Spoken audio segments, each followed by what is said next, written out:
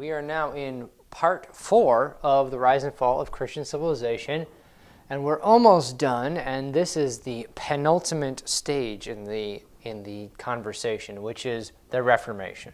So the Reformation, you probably have heard of it. It's this idea where Martin Luther and some other reformers wanted to reform the Catholic Church, and it kicked off a whole new kind of Christianity, blah, blah, blah. What we're told about it is problematic, and that's where I want to start. So what we're told is that there were abuses within the Catholic Church, the Western Church, and those abuses led to a bunch of people getting upset and then instituting a reform to put things back on track with Christianity and to get Christianity back to a more authentic, pre-corrupt state. And just for clarity, we're sort of talking about, generally speaking, the events that began at the beginning of the 1500s. So right at the end of tapering off of the medieval era and entering into modernity, because the Reformation marks the beginning of modernity in my mind and some other people's minds. So you have this narrative that there were bad abuses that led to reform, and the reform put Christianity back on track. And in fact, the opposite is true.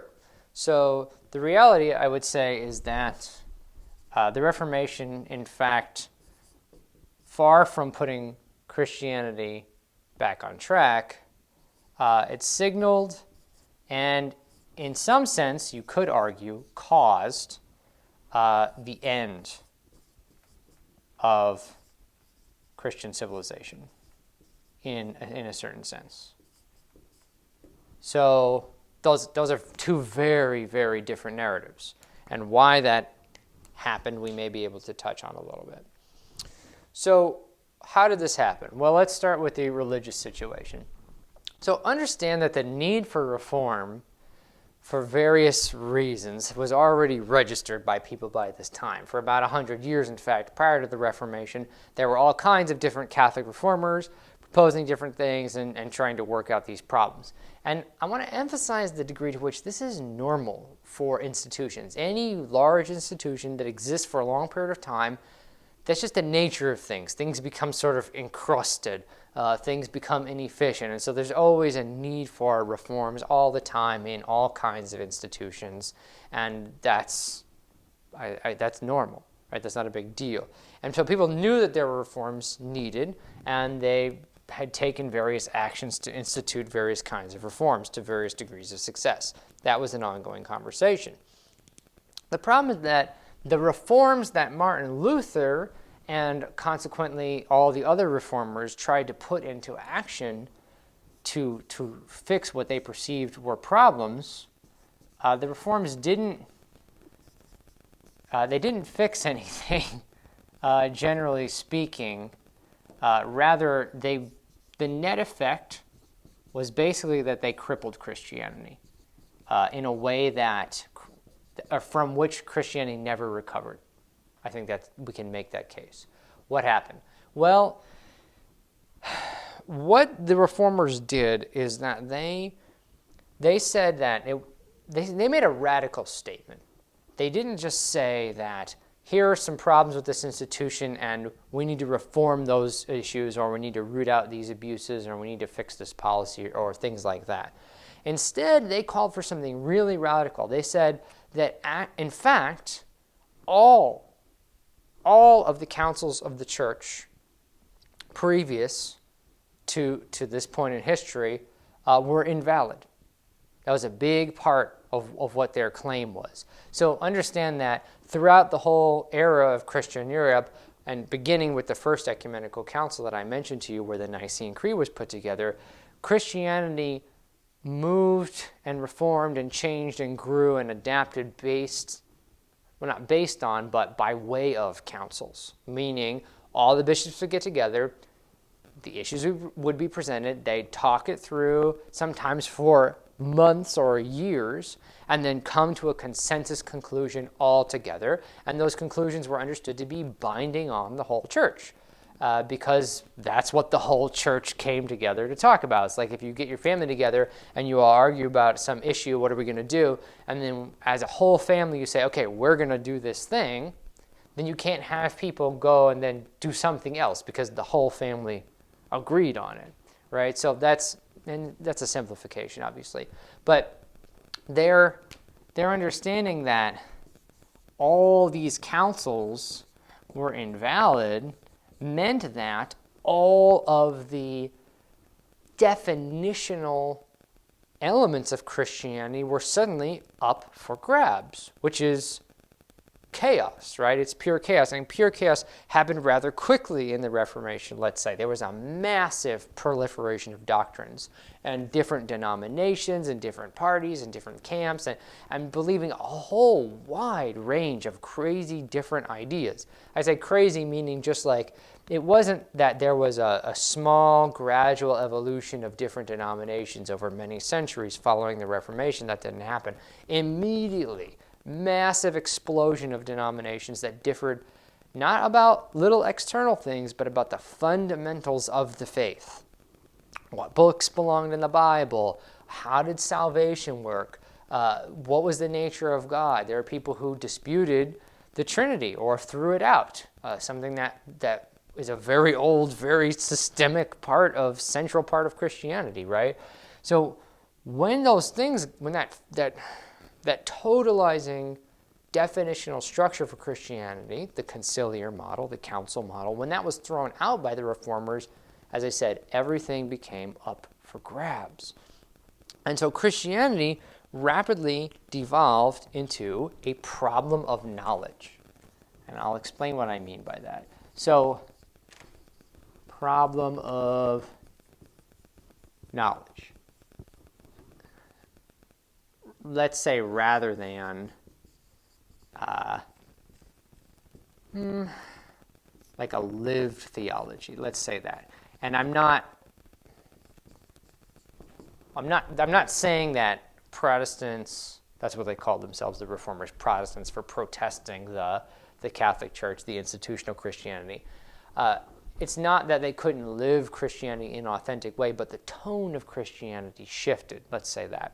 What do I mean by that? So the idea is that when the fundamentals of the faith were all agreed upon by the consensus of all the Christians, then there was nothing to debate about at the fundamental level of how to live your life. So the Christians in ages past could just focus on living the spiritual life, taking care of the poor, going to church, praying, connecting, trying to improve as people, trying to improve in virtues, memorizing the Psalms, let's say, all kinds of things you could do as a Christian because the basics were there. Now, you could speculate about all kinds of different elements that weren't in that here's the defined canon of core ideas for Christianity, and people did, but you didn't need to. You didn't need to engage in all these over-intellectualized arguments about the nature of any particular point of theology because it was all set down for you already, and you could just focus on Christianity as a lived experience, as a lived life.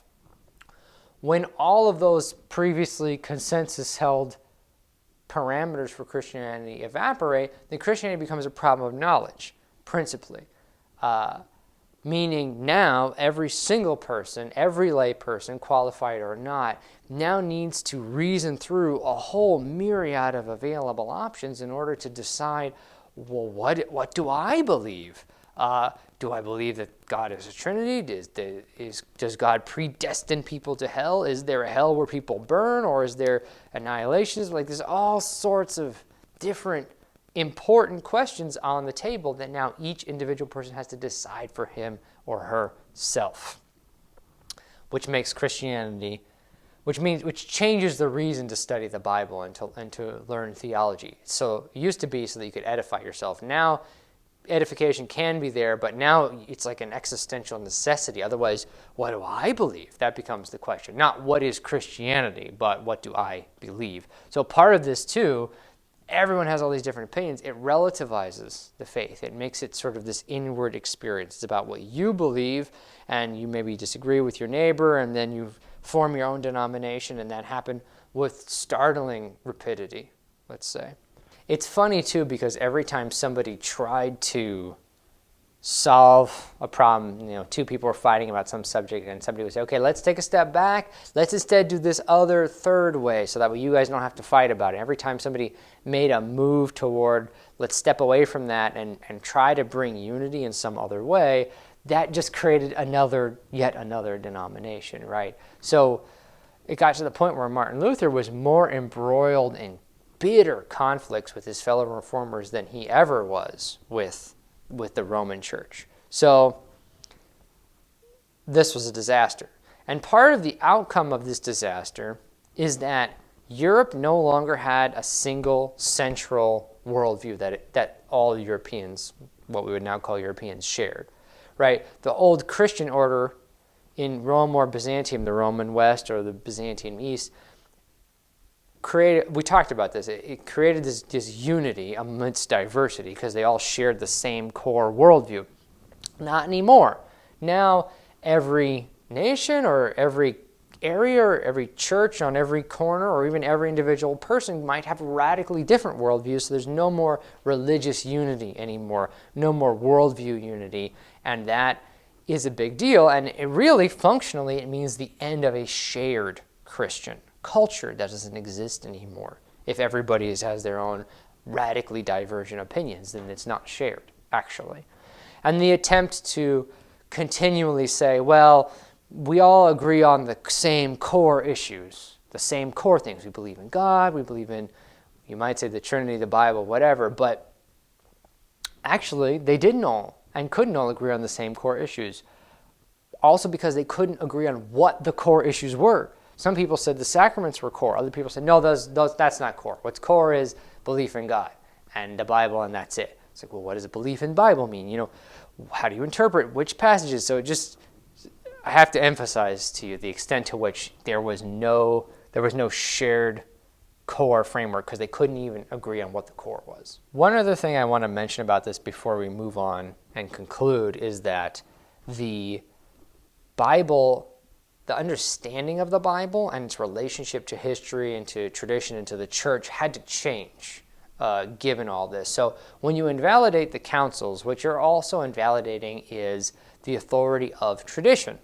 And tradition is an important topic. We'll cover it in another lecture. But tradition has value as the set of things that we figured out, that we passed on, so that you don't have to reinvent the wheel every generation. That's a short way of putting it. And that's really, really useful. But it also meant that tradition, the liturgy or the Mass, going to church, the hymnography, the iconography, the commentary of the church fathers, the commentary on the councils, all of these things are sources of theological knowledge, including the Bible and edifying scripture texts and edifying passages from the church fathers. It was like this giant, rich corpus of Christian history and theology and philosophy and literature and even folk tales to some extent. Like all of this became this rich well to draw on. And with the Reformation, rejecting the councils and rejecting tradition as such, the Bible took on a new identity that it had not taken on in the past, which is as the sole, let's say, inviolable, infallible, totally accurate, totally complete, and self-contained handbook for the religion of Christianity. An identity that it had never had previously at any point in Christian history until the Reformation. So that's 1,500 years, 15 centuries of Christians did not have this understanding of the Bible until then, because they had the community of the faithful. They had the apostles with them. They had, understand that for the first few centuries of Christianity, there was no Bible. There was just there's no one canon of Scripture. Like this church might have had just the Gospel of Mark. This church might have had Luke and John. This church may have had some of Paul's epistles. This church may have had none. So this church may have been using the Old Testament. This church may not have been, or only parts of it. There was no consensus view on the canon of Scripture.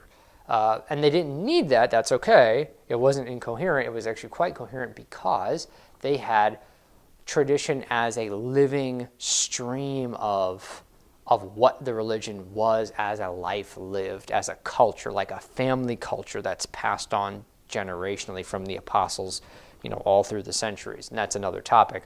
But when you reject all that, then you need something to ground the religion in, and that's where the Bible sort of took on this new autonomous identity, which didn't help because then everybody, of course, argued about how to interpret the Bible and what the correct way to interpret the Bible is, and that just caused more fighting and hasn't solved anything since. So that's the religious context and sort of fallout for the Reformation. Meanwhile, what's going on in the socio-political realm? Well, it turns out that that this whole business, this confusion of Christianity, is really quite convenient for what's going on in the political realm, which is the rise of, let's call it, state absolutism. Now, remember we talked about how the church and the state, they're the two heads of the eagle, right? They're equal. They check each other. They both have a place in the conversation.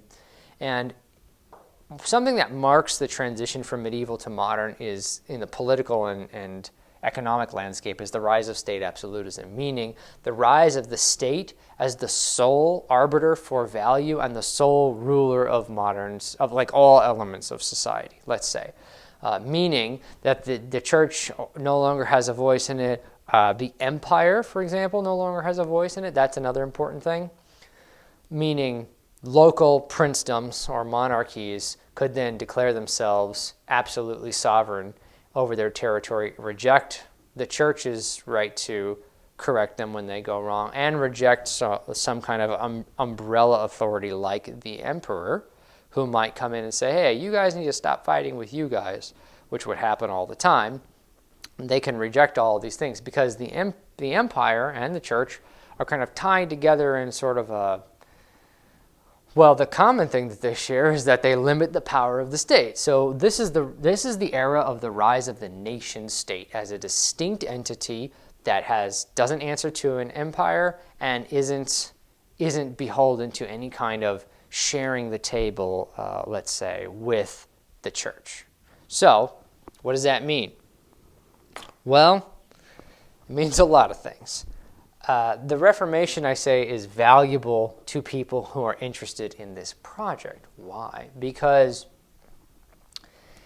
if you suddenly come up with your own religion for your state, let's say you're Germany and you all become Lutheran, then you can break at the fundamental level of religious ideas with the religion of Europe at the time, which is Catholicism.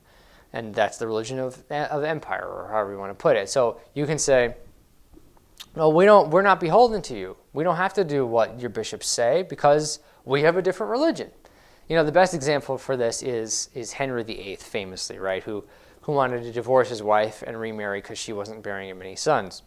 And the bishop said, you can't just throw your wife away because she's not pleasing you. That's immoral. That's not Christian.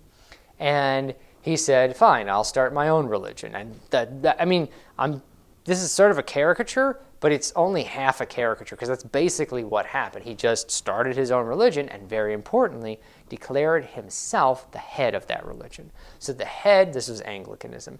So the head of the Church of England is the monarch.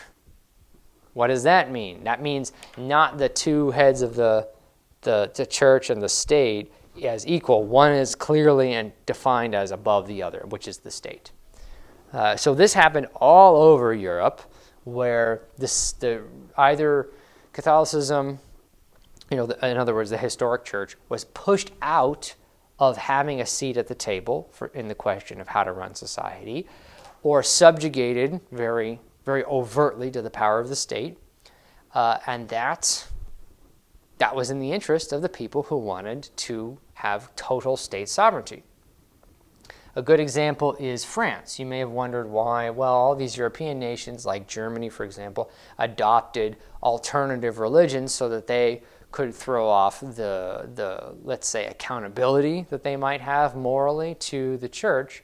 Why does France stay Catholic? And the answer is because they didn't need a Reformation. They didn't need a new religion because Prior to all of this, there are laws passed that had sort of progressively made Catholicism in France subject to the state. So the crown, for example, had the right to appoint bishops, which is pretty significant. That means that the crown, in other words, the state, rules over and ultimately dictates what's going on with the church. That makes the church an extension of the state, not something that that's independent of it, that can check and balance it, which is the advantage we saw in the medieval era. Now, the church is an extension of the state. It gets its validity from state fiat, from the state saying, yes, this is correct. And we move to this sort of state-centric way of running the world, in which religion is very much secondary. Religion is very much privatized, meaning, not in the modern sense, but meaning it's a private matter. Religion is something you believe for yourself. It becomes subjective. In other words, has no place in public conversation. And all of this fighting is a really good excuse to say, we need to push religion out, and we need to make it something that's private and not part of the common discourse. So this leads to what, and is part of, not just leads to, this idea. This is the wars of religion in Europe. And the wars of religion are all these incredibly bloody revolts, uprisings, suppression of revolts, wars for independence, all these like incredibly bloody wars that were sort of nominally raised on the basis of religious differences, but really though, they were largely funded and pushed by states and the power of the state, whose primary interest was in creating a fractured Europe, so that way each individual princedom or nation state could be truly independent of everybody else and sovereign over its own borders in an absolute sense. Not that people in the past didn't have the right to sort of govern their local area. That's been true since the Roman Empire. But this is different. This is state absolutism, which is a totally different way of conceiving of society and culture. The state is the ultimate authority, which means fiat and consensus are the ways that morality is handed down to the people, not through some rational theology or rich tradition of morality or something like that. It's sort of, it's the beginning of what will then become the dictatorships of the 20th century, which we'll get to next time. So the wars of religion cover Europe in blood. They're not really the wars of religion, but that's what they get billed as.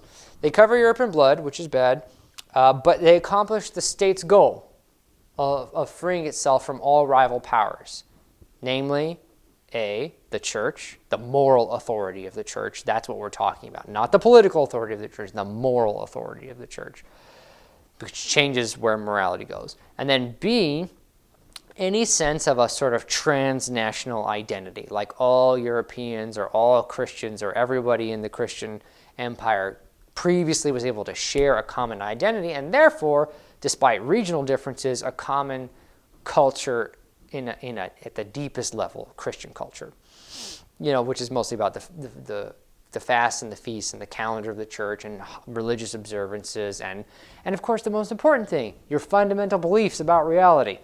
That's important. That's important to have that at the table in your discussion of how to run society. So what are the results of this? Well, we kind of already touched on it, but I'll just summarize. The first result is political, which is that the nation state is the supreme power.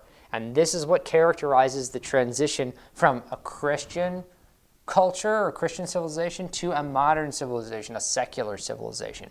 What that means, we'll talk about in the next lecture, but that's what initiates this subjugation of the church to the state, or the eradication of the church, and therefore of theology from any voice in government, in society, how to run society. That is what begins our transition to the modern world and to secularism as the dominant worldview.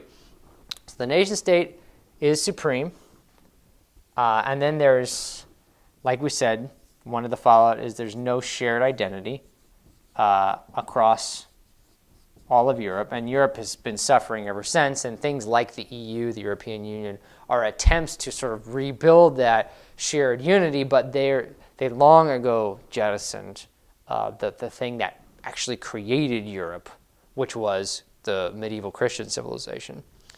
And I just want to end by touching on the American narrative very briefly.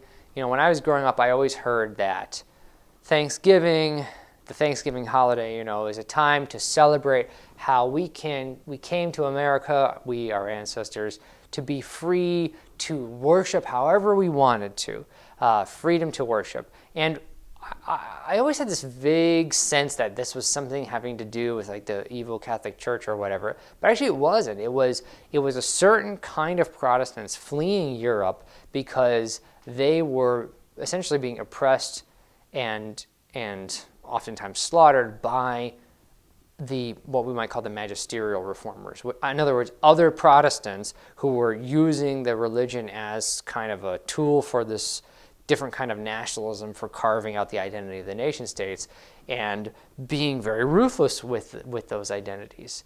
So people fleeing to the New World, they were also Protestants, but they were fleeing the bloodshed and the chaos of the wars of religion.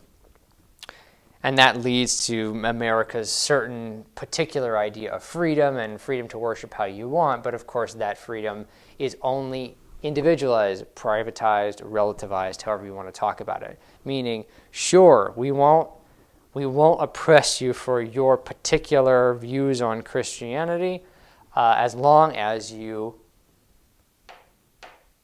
adhere to the absolute power of the state.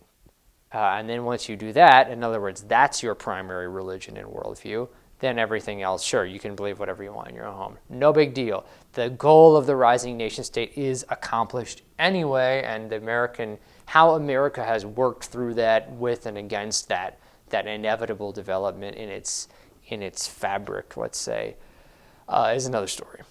We might put it as a Protestantism weaponized by nationalist agenda or nationalist loyalties, which is maybe how you would describe the wars of religion in Europe.